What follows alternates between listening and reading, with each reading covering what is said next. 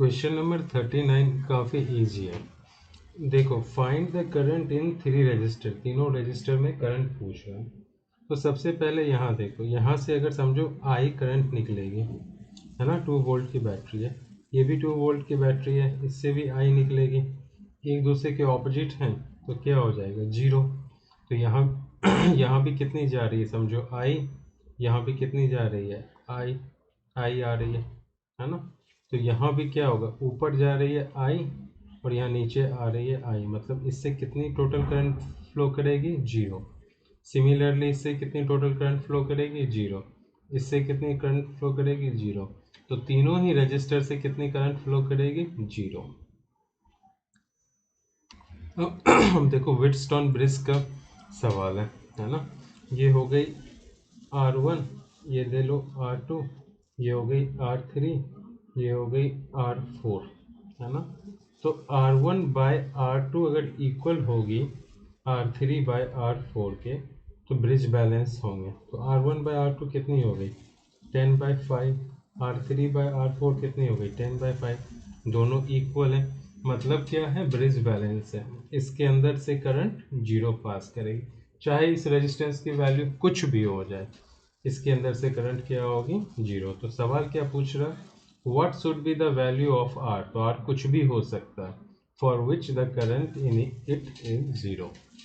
Clear हो गया। 42 देखते हैं। Find the current measured by the ammeter in the circuit shown in figure. Okay, तो यहाँ से करंट कितनी निकलेगी, समझो आई, यहाँ आएगी कितनी, आई, यहाँ तक आई ही गई, यहाँ डिवाइड होगी 2 इक्वल पार्ट में, क्योंकि दोनों के पास सेम। तो यहाँ पे गई समझो I/2, और यहाँ भी कितनी जाएगी, I/2। ये यहाँ आई, यहाँ आई।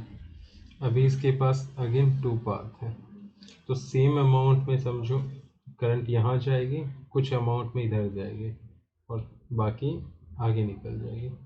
तो ये इक्वल एंड ऑपोजिट डायरेक्शन में, इसलिए 50 ओम से कितनी करंट जाएगी, जीरो। सेम इस 50 ओम से कितनी करंट जाएगी, जीरो। तो ये दोनों रेजिस्टेंस हैं या नहीं हैं, कोई फ़र्क ही नहीं पड़ता।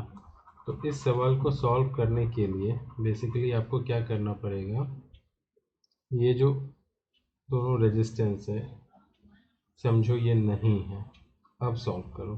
तो ऊपर के तीनों क्या हो गए, सीरीज में, तो कितनी हो गई, 30 ओम। नीचे के भी तीनों क्या है, सीरीज में, तो कितनी हो गई, 30 ओम।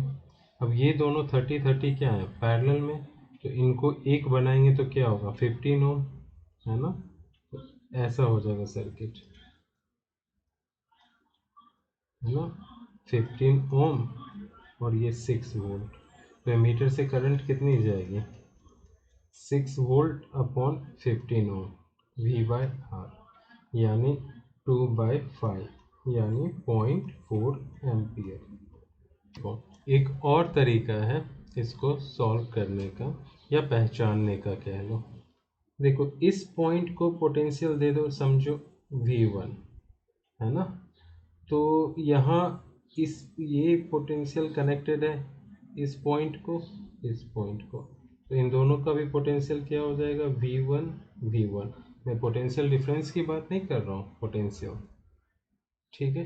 और इस पॉइंट को दे दो आप V2, तो इस पॉइंट से ये पॉइंट भी कनेक्टेड है और ये भी क्या हो जाएगा, V2, और ये भी क्या हो जाएगा, V2।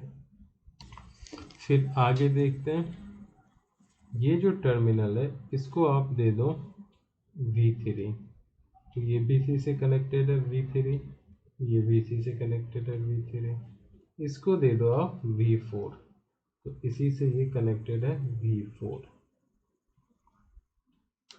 और यहाँ भी ये क्या हो जाएगा, V4। अब देखो, यहाँ से जो करंट पास कर रही है ना, समझो यहाँ पे करंट I स्टार पास कर रही, उतनी ही करंट यहाँ पास करेगी, है ना, क्योंकि दोनों रेजिस्टर सेम है। तो इस पॉइंट की वोल्टेज और इस पॉइंट की वोल्टेज क्या होगी, सेम होगी। ओके, क्योंकि दोनों के अक्रॉस अगर पोटेंशियल डिफरेंस सेम होंगे तभी तो करंट सेम पास करेगी। तो यहाँ ये हो जाएगी V2, तो ये भी हो जाएगी V2, है ना। सिमिलरली यहाँ पे भी हो जाएगा, यहाँ ये हो जाएगा V3। अब इस पॉइंट और इस पॉइंट की पोटेंशियल क्या है, सेम है। तो जब तक पोटेंशियल डिफरेंस नहीं होगा करंट फ्लो नहीं करेगा।